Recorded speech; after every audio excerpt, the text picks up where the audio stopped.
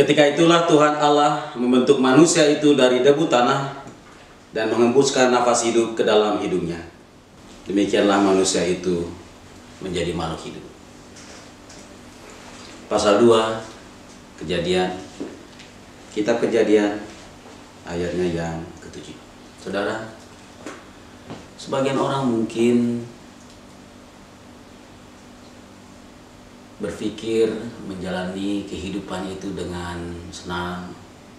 Sebagian orang menganggap hidup itu asik. Mungkin juga saudara menjalani hidup dengan asik, ya sebagaimana hari-hari, dengan kesibukan kerja, anak-anak, rumah tangga, dan sebagainya. Ada banyak orang yang kemudian menjalani hidup tuh enjoy aja. Kayak plesetan enjoy aja iklannya. Tetapi saudara-saudara, ada juga orang yang mungkin punya pemikiran mau cepat mati aja. Dia tidak enjoy dengan hidupnya, mungkin banyak utang, banyak masalah. Mungkin dia juga patah hati. Orang tidak sedikit mungkin orang yang kemudian merasa bahwa hidup itu sudah tidak menyenangkan lagi. Ya tergantung kita saudara, tergantung saudara dan saya bagaimana melihat menjalani hidup. Kalau itu ditanya sama saya, ya saya akan mengatakan enjoy aja. Meskipun hari ini, saat ini, bulan ini saya punya masalah besar, saya sedang berpikir bagaimana menyelesaikan masalah itu. Sedangkan masalah-masalah lain masih ada. Seringkali hari ini kita selesaikan 5 masalah, tapi kemudian datang lagi 10 dan seterusnya. Ada orang yang kemudian jalani hidup itu sepertinya dengan awan mendung terus. Dia kurang menghargai hidup. Dia tidak menikmati hidup. Padahal hidup ini, kata sebuah buku dikarang oleh Profesor Victor Tanya, pendeta Victor Tanya, PhD, hidup itu indah saudara. Life is beautiful. Tetapi tergantung pada saudara. Tergantung bagaimana saudara memahami hidup, menjalani hidup, dan memaknai hidup. Tema di SBU kita menghargai hidup. Bahwa hidup itu harus dihargai. Dihargai artinya bahwa pertama sekali sebagaimana kitab Kejadian pasal 2 ini, bahwa saudara dan saya hidup hari ini, kalau kata Kejadian pasal 2 ayat 7 tadi, itu karena Tuhan yang menghidupkan. Saudara, kalau hidup dalam pandangan, dalam pemahaman orang percaya, mudah-mudahan saudara masih percaya bahwa hidup itu adalah kasih karunia dari Tuhan. Bukan hidup asal hidup. Atau bukan hidup terjadi begitu saja.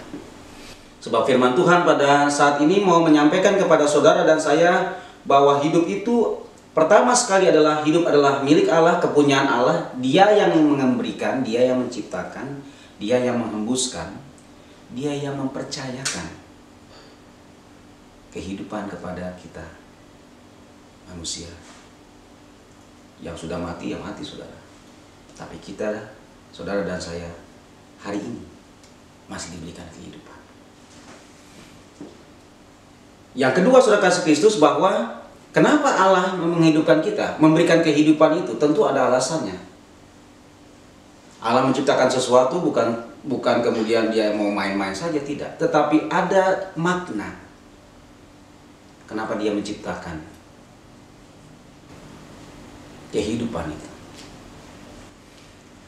Dikatakan saudara kasih Kristus di ayat 7 tadi, ketika itulah Tuhan Allah membentuk manusia itu dari debu tanah.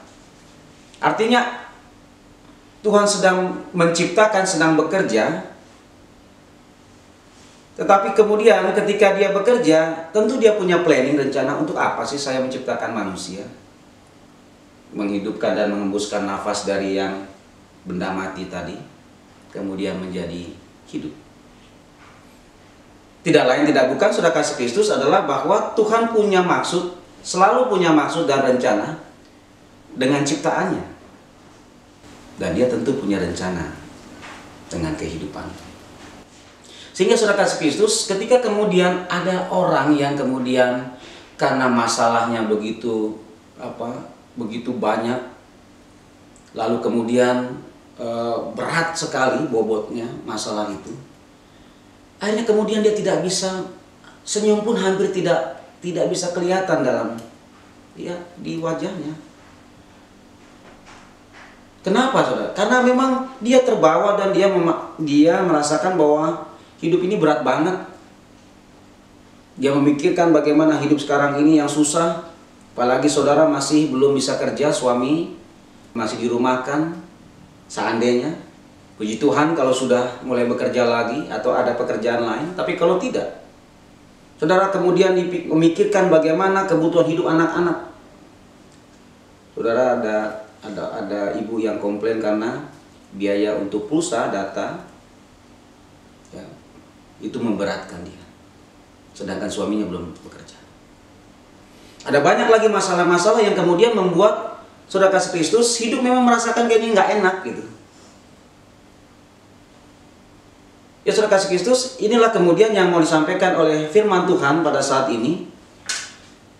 Ketika saudara kemudian bangun pagi, dihidupkan Tuhan lagi ya, dengan hidup yang baru. Lalu apa yang saudara mau buat? Apakah saudara mau tenggelam dengan masalah saudara?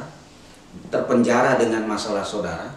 Tidak lagi bisa melihat ada cahaya, ada sukacita dalam hidup ini, bahwa ya kita tidak bisa kemudian menyelesaikan semua masalah dalam satu rentang waktu. Ada proses yang memang bisa kita jalani.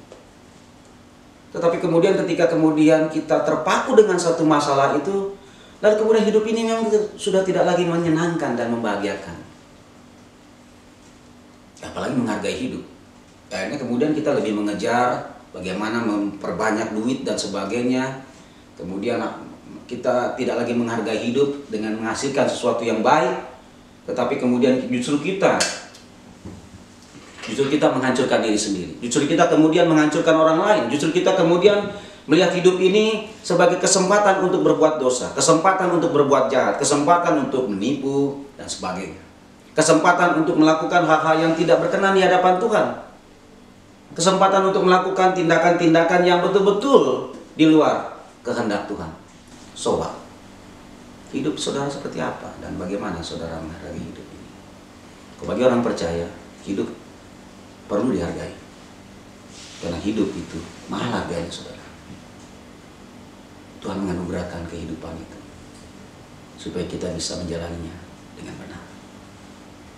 Menghargai hidup berarti menghargai Tuhan.